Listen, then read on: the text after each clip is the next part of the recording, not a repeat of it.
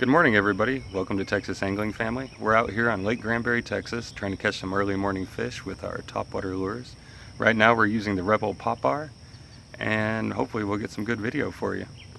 Alright guys, so what we're doing here right now is we're using the Popar like he said, but to get in a little bit more detail, what we're doing is we're actually in these coves where these boat docks are, fishing around the boat docks, the brick walls, and the brush, okay? And we're using those Popars to pull them out, grab some attention, and hopefully we get some bites.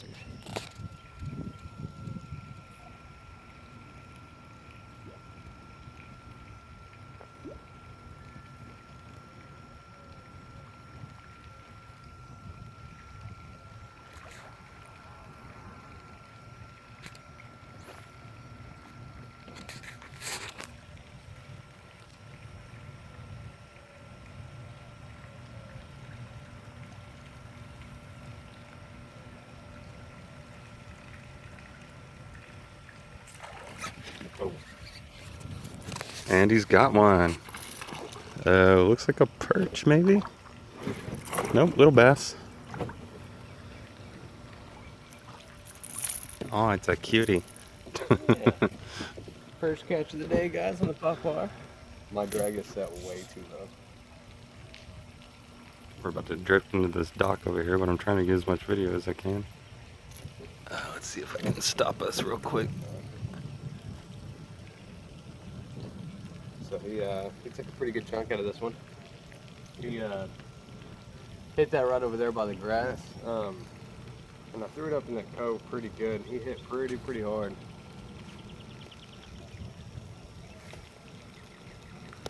And that was off the what's this, the Sassy Shad Popar? I don't remember which one that one was, but it is the Rebel brand Popar, and this particular color is their silver one. We got a little blood going there. Yeah, he must have swallowed it pretty good. Took him pretty good. Doesn't look like too much. Hopefully he'll be okay. All right, we're putting it back in. And that's how you do it. And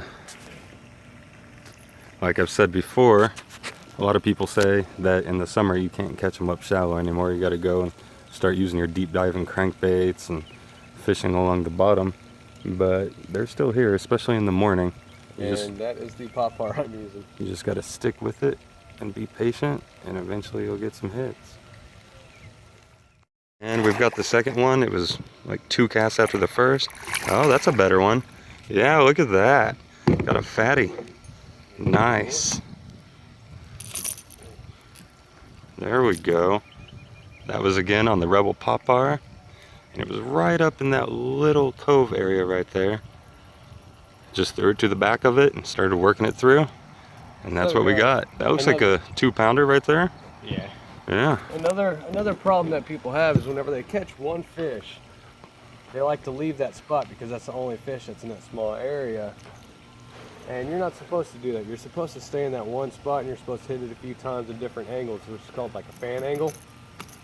And what that does is it brings out all the fish there. So they're gonna gather together.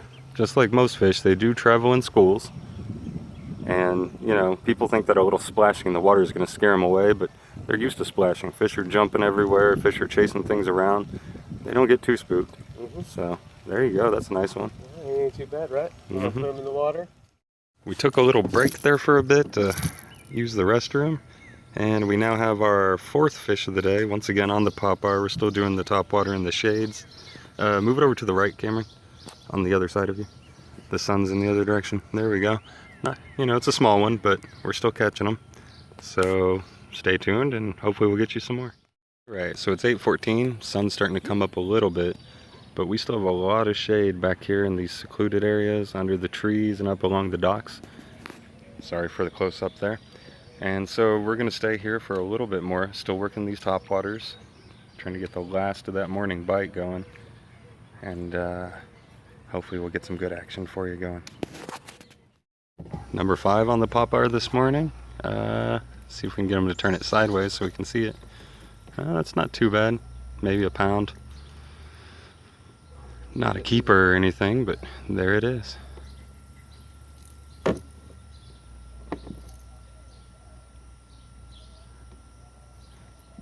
And he got that one. I got that one right over here in the shade. Right back here next to this boat dock and this brick wall. We came to the back of this little creek channel He's a fatty. and saw that there was some area here. Just got this big boy, 3-pounder, on the pop bar. Just when we thought that topwater bite was over, I kept trying and that's what I got. He did it hard. All right, so we got out of the topwater stage. Okay, it's what time is it now, Jesse? I think it's about 10 o'clock. It's about 10 o'clock, and I was using this. It's a 6-foot diver. It's an H2O, shad, black, blue, and yellow and silver. Hold on, put it down here. I can't see it against the. Yeah, there we go. H2O Express. And it's shad colored, has some black, has some blue, and some silver and yellow. And we're fishing over here along this rock wall, and I see this structure coming up. It's a cement concrete barrier. And I bounced it off the rock a few times. And I just weighed him out. Y'all didn't get to see that part, but he's 1.3. So we're gonna go ahead and try here a little bit more and see what we can catch. Right. Oh, hey, got another one on a white spinner. We just saw a really big one jump back here, so we came over to try to catch him. I don't think this is him. No, that's not him. The one we saw was much larger. But we got that one on a white and chartreuse spinner up in some standing brush. And that's got a white paddle tail trailer on it. Not a bad boy. No? Maybe just under a pound? Mm-hmm. Yep. All right. All right. Good stuff. There he goes. Alrighty guys, it is 4:42 p.m. We took the boat way too far out, and the battery died on us, so we had to get towed in by a huge ski boat, which was kind of crazy. But ending result, we caught 11 fish total. I caught 9, Jesse caught 2.